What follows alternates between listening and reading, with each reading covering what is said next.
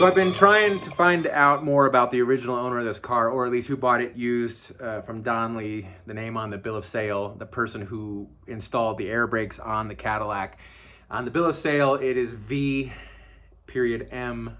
Ward. And I talked a bit more with Lynn, and who had, when he was young and had purchased this car, he had actually sought out Mr. Ward and had a visit with him. And he couldn't remember his first name. He said, I always just called him Mr. Ward.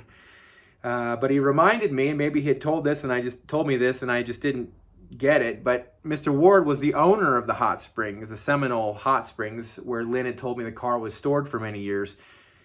Never put two and two together. So I was happy that he told me that. So then I was able to do more research on the Seminole Hot Springs to try to find out more about the proprietor, and then therefore more about my guy that did the air brakes on this car. Seminole Hot Springs were a popular destination for a lot of people in the LA area to go hang out in the mineral baths and in the pool, and even some of Hollywood's elite would go out and have a good time out there. It is no longer there. There is a mobile home park on the site. The mobile home park website had a historical society for a while, and they had made a really nice article that is on their site. Link in the description. But it talked about the founding of that area and that spot, but they only refer to Mr. Ward as Ward. So again, I don't have a first name from them. But they had said that Lucky Baldwin and Mr. Ward had gone up looking for oil in that area. And I continued my research and trying to figure out more about the area and the hot springs, and I discovered this really awesome book by Brian Rooney, 3 Magical Miles. And it covers that local area, the historic Cornell, Malibu Lake, Reagan Ranch, Fox Ranch, Paramount Ranch, early Agora locations, and the Seminole Hot Springs are touched upon in this book. So I bought the book and got some really cool photos in there of the Seminole Hot Springs. And then I reached out to Brian Rooney because he didn't talk much about Ward. And I said, I'm still trying to find out more about this guy. What was his first name? And he said, well, I never found a picture of him, but the man you're looking for is Vern Ward. Pop Vern Ward, Pop being his nickname. So finally I got a first name, Vern Ward. So he also forwarded me through the email a newspaper clipping from years ago when there was a historical society that had reached out to Mr. Ward while he was still alive, and Mr. Ward had done some transcripts with them, audio transcripts, which unfortunately I don't seem to be around right now anymore. But they talked to him for a while, and he gave them a history of the area and a lot of the locals that lived and helped sort of found the area. And so Pop Ward and Lucky Baldwin went up into this mountain to find oil. They didn't find oil. They found sulfur hot springs.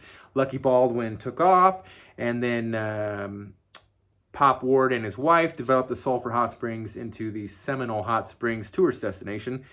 And back then, the road went up to the hill and stopped, and to go further up into the hill you needed a wagon or animals and stuff. But the Rock Store, which is a famous motorcycle destination, world-renowned destination for motorcycle enthusiasts and sports car enthusiasts because of the twisty mountain roads, there's a lot of fun headed up that way, and then the Rock Store makes a perfect stop to get some refreshments and some food and hang out and share stories and look at other motorcycles and cars, and then head on motoring out.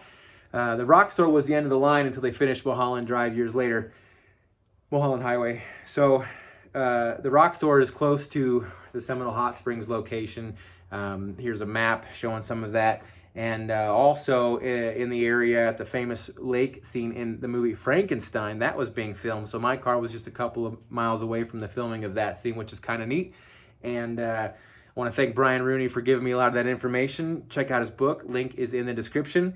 I could never figure out what he wrote for phone number on the bill of sale. Address Cornell, California. But the phone number on there, now I get it. It says Seminole for Seminole Hot Springs, Cornell, California. So it's all coming together. So it's time to take the crusty wheels off to get this thing to roll. So bought 5 tires, tubes. Was able to reuse the tube liners, the rim liners from the old tires, except for the spare. I had to order one for the spare.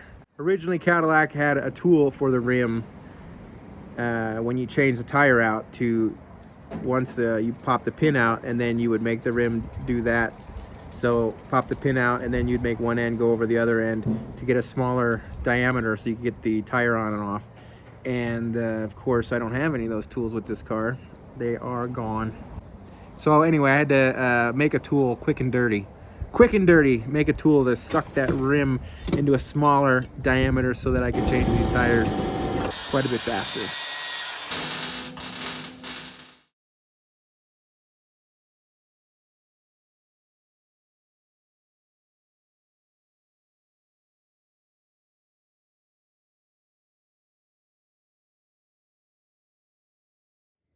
So I did benefit from the use of the generic rim tool that you see here, three-legged tool. It is made to both contract a rim and then also spread it apart from the inside.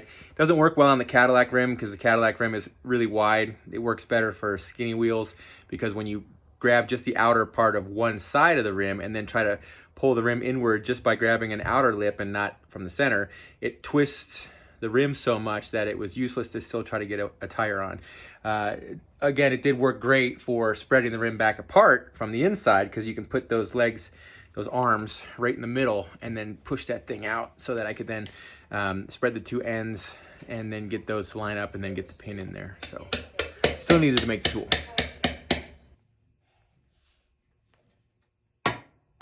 Watch your fingers. Not holding now. No? Yeah.